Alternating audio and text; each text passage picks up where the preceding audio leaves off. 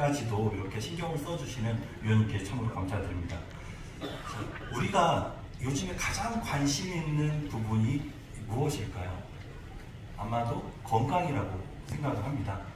모두 다 건강에 대해서 굉장히 관심을 갖는데 이 건강이라고 하는 부분이 한번 잃으면 다시 건강해지기가 쉬운가요? 어려운가요? 어려워요. 어렵습니다.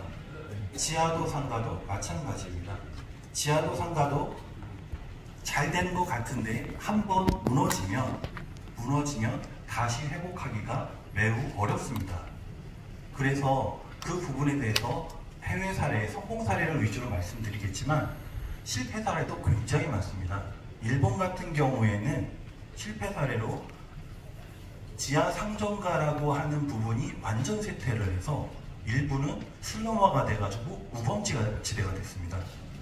다시 말해서 지상보다는 지하가 무너지게 되면 훨씬 더 심각하게 위험하게 된다는 거죠.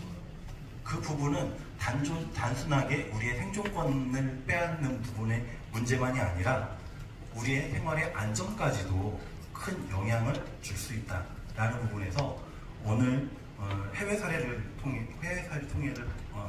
통해서 지하도 상점가가 어떻게 발전하면 좋을지에 대해서 몇 가지를 말씀드리도록 하겠습니다. 목차입니다. 첫 번째는 지하도 상가, 해외에서는 지하도 상가를 왜 개발했는지, 두 번째는 해외 지하도 상가의 잘된 부분에 대한 현황, 그리고 그 부분을 뒷받침해주기 위한 관련된 법령, 그리고 마지막으로 마치도록 하겠습니다. 첫 번째입니다. 우리나라 같은 경우에는 지하도 상가를 만든 이유가 방공호 또는 지하 통행로 이런 위주로 해서 만드는 게 사실입니다. 그런데 해외는 그런 부분보다는 도심에 있는 교통량을 분산시키기 위해서 지하도 상가를 만들었습니다. 그럼 교통량이 훨씬 더 늘어나고 통행이 원활해지고 그 다음에 교통체증도 감소하고 횡단보도를 건너서 발생되는 교통사고도 줄일 수 있어서 그렇게 해서 시작이 되었고요. 두 번째는 시민들한테 편리한 쇼핑 환경을 제공해주기 위해서 다양한 상점들을 이제 입점을 시키고 그리고 지하철과 연계를 통해서 이동도 편하게 되고 이렇게 하는 부분들로 시민 편의성이 있습니다. 세 번째로는 지하 공간을 효율적으로 활용하면 자원을 효율적으로 활용할 수 있다는 부분이 있습니다. 그리고 마지막으로는 도시의 미관을 개선할 수 있다는 강점이 있습니다. 그래서 지하 공간이 깨끗해질수록 훨씬 더 안전해지고 편리해지는 부분이 있고 사계절 쇼핑하기에 아주 최적의 상태를 마련할 수 있습니다. 특히 에너지 부분도 많이 절감이 된다라고 보여지고 있습니다. 그 다음 넘어가겠습니다. 해외에서는 이제 지하도 상점가 이런 기준을 더 뛰어넘어서 언더그라운드 시티, 지하 도시 이런 식으로 발전해 나가고 있습니다. 그래서 지하도 상점가가 중요한 기초 초석이 되는 부분입니다. 토론토 같은 경우에도 지속적으로 개발을 하고 있어서 지하상가, 지하도 패스라는 걸 만들어 가지고 건물과 건물을 연결하고 지하도와도 연결하고 지하철과도 연계를 통해서 굉장히 긴 거리를 사람들이 편하게 쇼핑을 하고 돌아다닐 수 있고 이동할 수 있는 부분들로 되었고요. 거기에는 백화점도 있고 쇼핑센터도 있고 레스토랑도 있고 카페도 있고 영화관도 있고 미술관도 있고 이러한 다양한 부분들이 입점이 되고 있습니다. 그리고 캐나다 같은 경우에는 조금 춥기도 하고 이런 부분들 때문에도 더 편리하게 안전하게 할 수 있는 부분으로 계속적으로 증가하고 있습니다. 그리고 몬트리올 같은 경우도 캐나다인데 거기도 마찬가지로 지하도 상가를 점점 연결해서 하는 부분을 진행을 하고 있고요. 상하이도 마찬가지로 이제 도심에 밀집하다 보니까 공간의 효율이 문제가 돼서 지하도 상가를 개발하고 있습니다.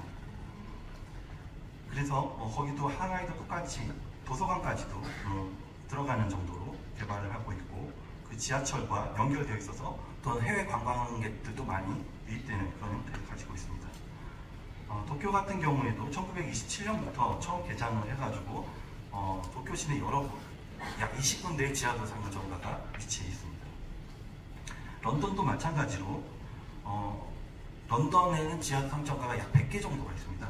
그 부분에서 런던의 이제 하이드 파크 지하 상점가라든지 이러한 다양한 형태의 지하 상점가가 지하철과 연계되어서 이렇게 활성화되고 있습니다.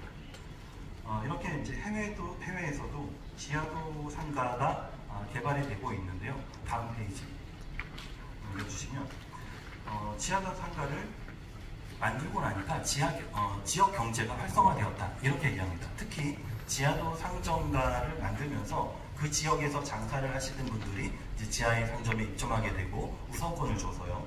그리고 그 부분에서 복합 휴식 공간으로 주민들이 편하게 이용할 수 있는 그런 부분들로 만들었고, 그리고 지하도다 보니까 가장 크게 되는 게 안전 문제가 있습니다. 그래서 안전 문제에 대해서 굉장히 민감하게 보고 있고요.